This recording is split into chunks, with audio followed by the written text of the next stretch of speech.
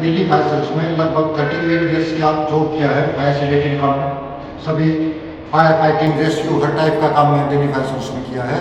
और अब मैं यहाँ जनवरी से यहाँ टेक्निया में फायर ऑफिसर का काम कर रहा हूँ।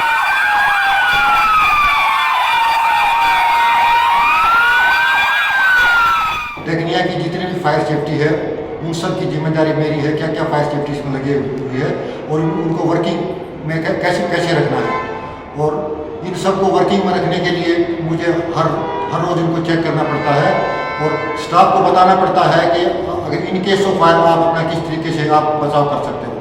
और आज मैं यहाँ अष्टावक्र में आया हूँ और अष्टावक्र में जो फायर सेफ्टी का सामान लगा हुआ है उसके बारे में बताऊँगा कि इन केस ऑफ फायर आप इस लगे हुए सामान को किस तरीके से आप यूज़ कर सकते हो।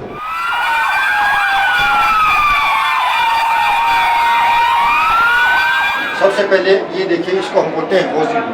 अगर कहीं भी छोटी आग लगती है तो सबसे पहले हम इसको यूज़ करते हैं। इसको यहाँ से निकालेंगे, इसको हम कितनी भी दूरी तक ले जा सकते हैं, जहाँ पर भी फायर होगी इसको हम वहाँ तक ले जा सकते हैं। ये इसकी नोजल है। इसको सबसे पहले इधर इसका एक वाल लगा हुआ है, इस वाल को ओपन करेंगे। जैसे इस वाल को ओपन करेंगे इसमें से पानी आना शुरू हो जाएगा। इसके बाद में इस नोजल को जो हम ओपन करेंगे तो वहाँ से हम फायर फाइटिंग आराम से कर सकते हैं। इसको इजीली एक आदमी बिल्कुल आसानी से फायर फाइटिंग कर सकते हैं।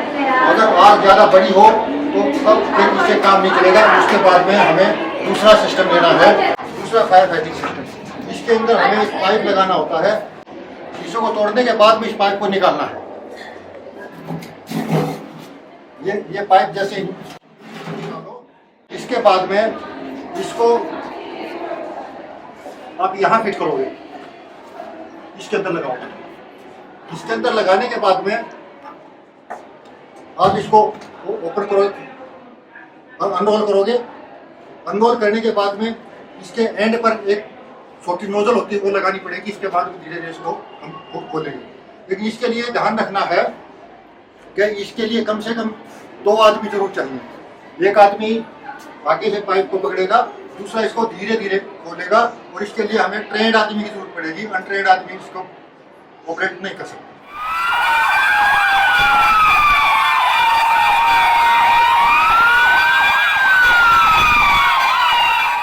चलिए चलते हैं, मैं आपको डेमोस्ट्रेट करके दिखाता हूँ कि टेक्निया के अष्टावक्र में क्या क्या फायर सेफ्टी का सामान लगा है और उसको किस तरीके से हम यूज़ करेंगे। जैसे कि मैंने आपको बताया था, बड़ी आग के लिए हम किस सिस्टम को यूज़ करते हैं और किस तरीके से यूज़ करते हैं।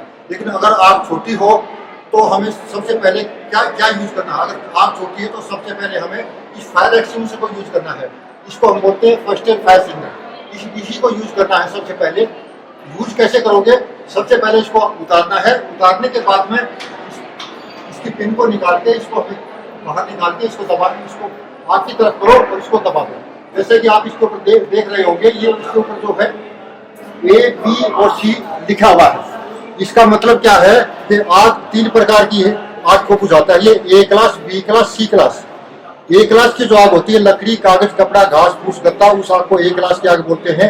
B क्लास में होती है घी, तेल, पेट्रोल, थिनर, जो लिक्विड वाली जो आग है वो B क्लास में आती है। और C क्लास में आती है गैस और बिजली की आग। अगर गैस और बिजली की आग है तो वो C क्लास में आती है। तो ये cylinder fire extinguisher A, B और C तीनों प्रकार की आग को बुझाएगा। किसी भी टाइप की आग हो उसी पर हम इसको यूज कर सकते हैं एज ए फर्स्ट एड।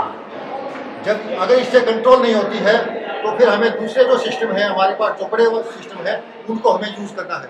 सबसे पहले एक चीज का ध्यान रखना है, जब भी आग लगती है इसको बोलते हैं अलार्मिंग सिस्टम।